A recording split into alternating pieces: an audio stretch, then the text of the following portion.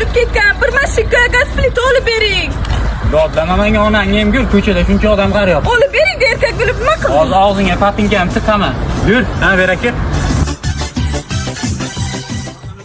Osmonda qushlar uchganda Assalomu alaykum aka.